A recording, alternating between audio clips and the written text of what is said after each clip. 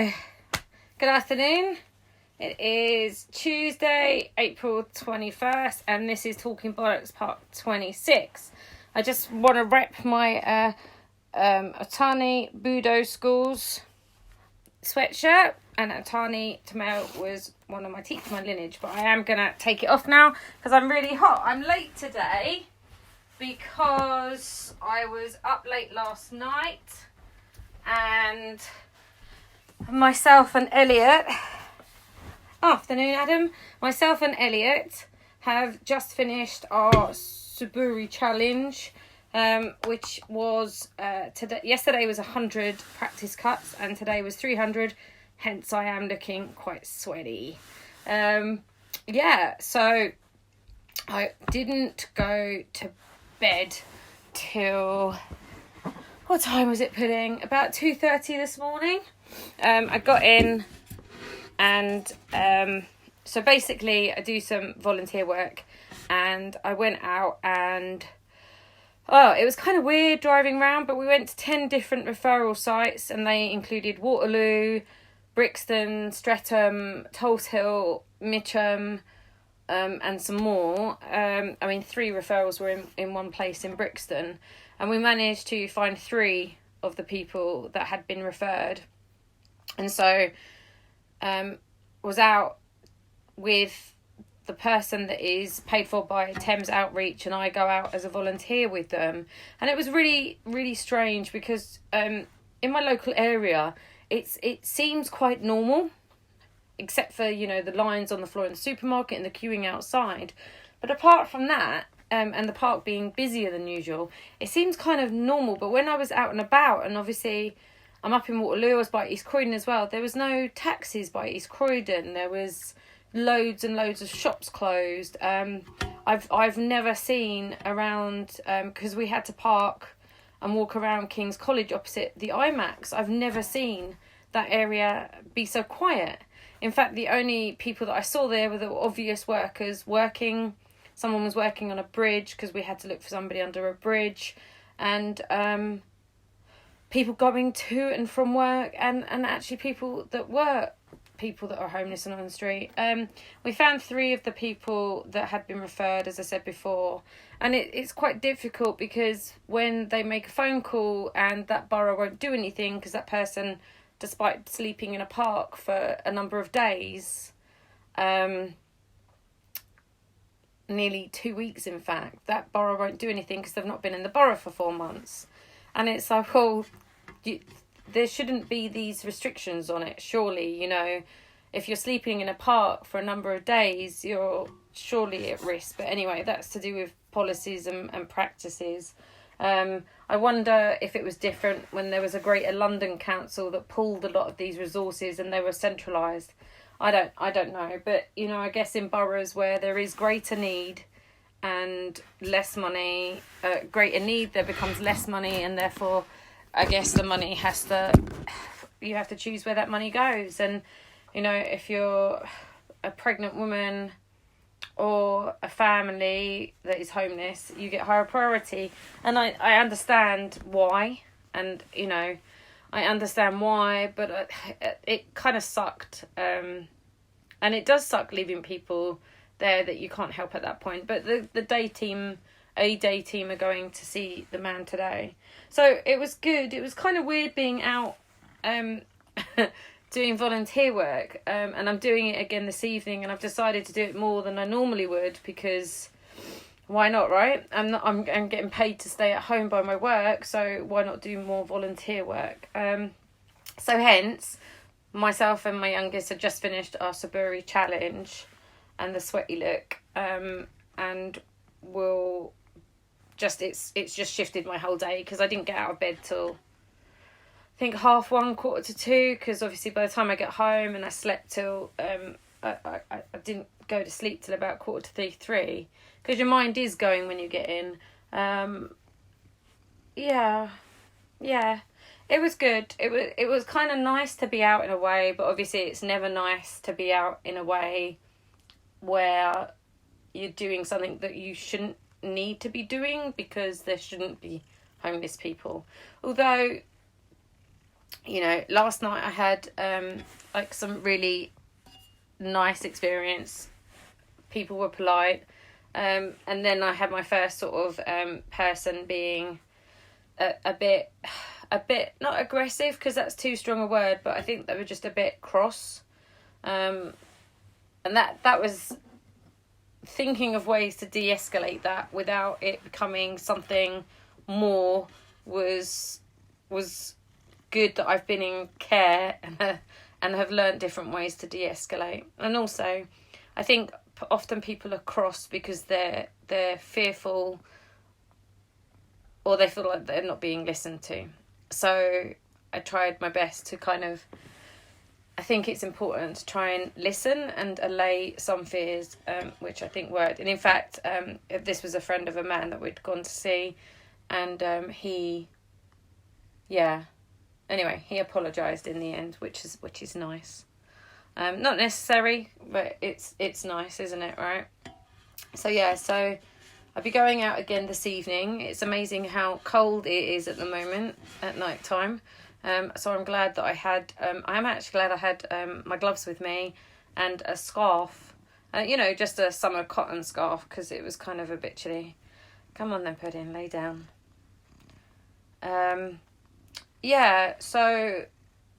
So that was interesting last night. I feel quite tired today, even though I have slept enough. And I think that maybe because it was quite emotional last night. I was quite cross and upset that we couldn't do something more. And I did notice when I did Crisis at Christmas as well that you don't show that in front of them, obviously, in front of the clients. But it would be weird if I didn't get cross and emotional about some of it. Hello, Janet. It is mentally tiring, and that's okay. I'm taking some time today to chill out. I've done a bit of exercise, and I think I'm just going to sort of chill and relax a bit, and maybe watch my current obsession, which is Downturn Abbey, and maybe doing some crochet. I'm being picked up tonight at 8:30, so I would expect to get back a bit earlier tonight, so I should get back about 1. Elliot had been, the youngest, had been a bit worried about me going out and about and being more places. And so I had made him promise that I would leave my dressing gown downstairs and I would put all my stuff in the washing machine. So at 2:15 this morning, I was in the kitchen stripping down, putting it all in the washing machine, including my Converse, and now my Converse are very, very clean, which is a good thing. And so, and putting it on to wash and having a shower before I went to bed, which I did last night. And I don't think it's too much of him to ask to do that. Because, there is a fear surrounding all of this. For those of us that are all healthy and okay, we still wonder if we're going to get it, if someone we know is going to get it. I mean, I know of people whose people have passed away, and that's incredibly sad. I mean, obviously, and there are people that are getting it and recovering or not needing to go to hospital, but there are those that are, and it's that uncertainty at the moment, isn't it? I mean, I had decided to get fitter and not drop weight as such, but just get healthier and lose a little bit of weight just to make it better on my knees and my hip, with whichever my hip problem is. But I've kind of put that to a side a little bit. Well, actually a lot at the moment, because I can't get to the gym. I'm gonna comfort eat when I want to. Not going mental, and I did drink a bit in the first 2 weeks. But I reeled that back in, not because I'm judging anyone that can't at the moment. I'm just saying, for me, I wanted to just reel it in a bit. So I've just tried to pay a little bit more attention to what I'm putting in and what I'm watching and what I'm putting out, in terms of what positive things that I'm trying to think of when I can. And I think this is not the time to be suddenly doing something new or trying something. I mean, if that floats your boat and that helps you get through all of this at the moment, then great, do that, right? But for most people, I think suddenly doing something, it makes you more pissed off, and so makes you more fed up with yourself, and therefore it defeats the object of making you feel better. I mean, I do think anything not in excess is a better idea, but you know what, at the same time, whatever gets us all through at the moment in this unprecedented, never before happened part of society, yeah, you know, this is a society that is very used to and has been trained, thanks to capitalism, to get what it wants when it wants it. And it's no harm in a normal situation to actually go, do I need this? Do I need to shop for that? Do I need to eat that? Is this giving me what I actually need, or is this just what I want? But in this situation, I think just being able to survive it for the next few weeks is what we can do and what we should do, right? The cat is laying on my lap, having a lovely sleep. Look at how she's not asleep yet. Look at that. It's a cat's life, right? So I'll be going out later. It's very weird because I couldn't have a wee in a pub or a garage or a cafe or anything, because even though there are food places still open and supermarkets still open, the supermarkets shut at a certain time. I think they're still shutting by 10. Oh, excuse me. So actually I went and had a wee in a park at about well, it wasn't even in a park, it was sort of in a tucked in bit, about 12 o'clock last night, with a big heavy torch and none of my stuff with me. But yeah, you know, it's not like the first time I've never weed on the street, let's face it. It was weird because we were actually by the windmill in Brixton, and I was fully expecting to see the dog on the roof, but it was obviously indoors. But I've been to quite a few nice gigs there, and it'd be nice to get back to going to the windmill in Brixton. Yeah. It's a lovely day today, and I've hung out some washing as well. I'm just gonna kind of sort of chill. I'm being picked up at 8:30, like I said, so I don't want to do too much to tire myself out because I am pretty tired now. And tomorrow I've sort of planned some chilling out nice things. I think I'm going to do some reading in the garden tomorrow as a way to move further on from this, because it's important to, right, emotionally look after yourself, and that's so important, especially now. I have got 2 drinks. I've got cold coffee and elderflower and lemonade. Oh, that's nice. Oh, so I don't know how you're all doing. I hope you're all doing okay. Oh gosh, burp. Sorry, I'm not sorry because it's got to come out. I had it's weird with charity work because it makes me feel good, but then I feel guilty for feeling good. And I have talked about this before. I listened to a podcast where it says if you feel good about doing the charity work that you're doing, it's better that you feel good for it, because you feel good, it feels more worthy and you're more likely to carry on doing it. And I couldn't agree more, actually. As I've said before, I couldn't do a charity that dealt with women and children, because for me, I mean, it's one thing dealing with homeless women on the street, but it's another thing entirely to deal with women and children. I think I wouldn't emotionally be able to so easily move on from the women and children thing, and so therefore I picked homeless charities.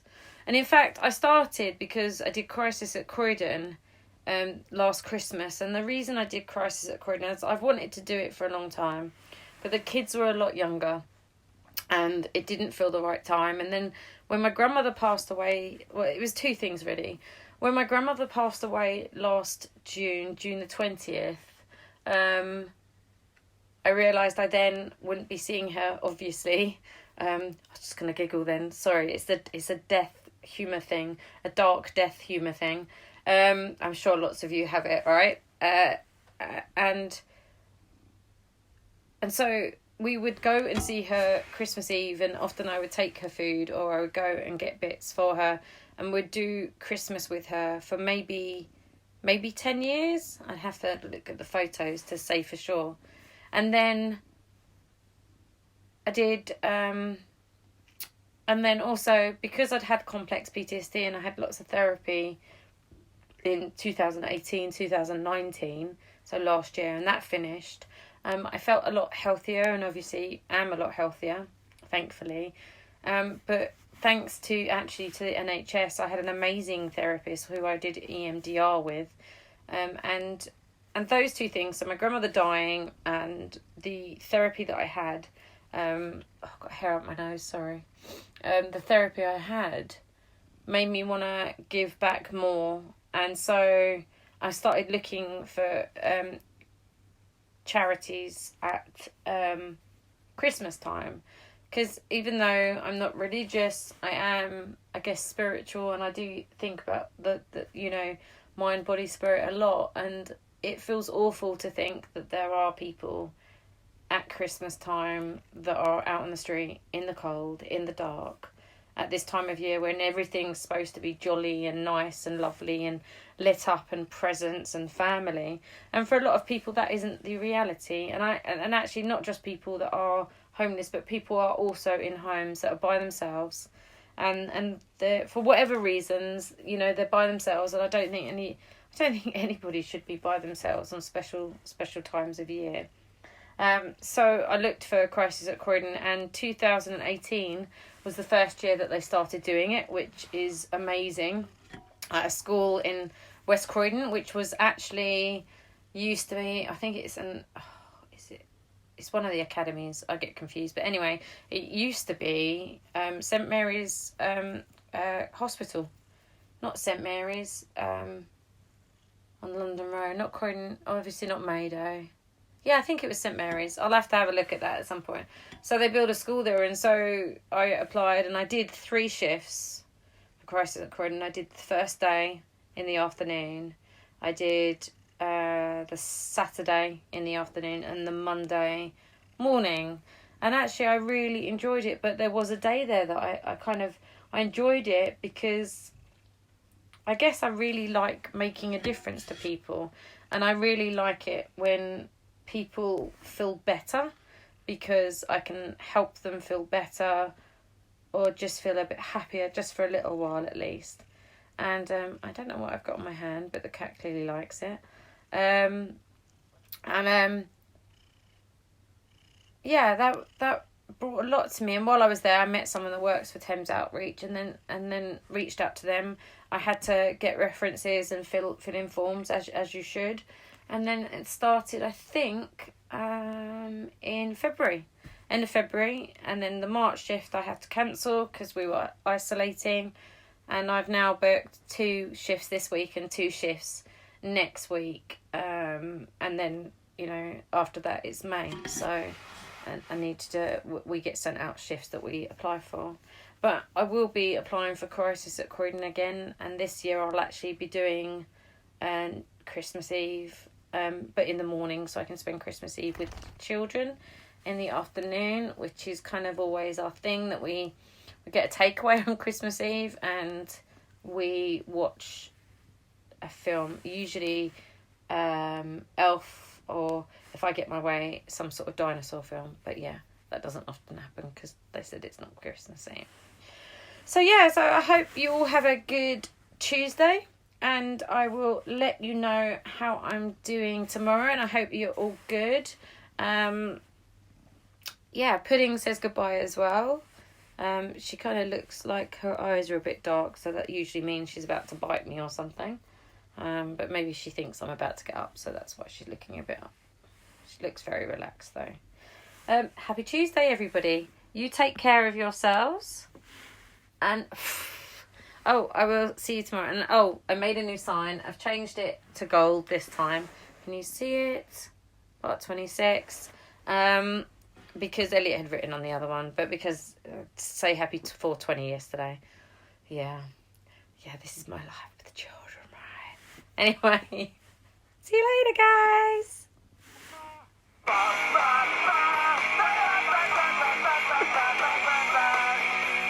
Ow.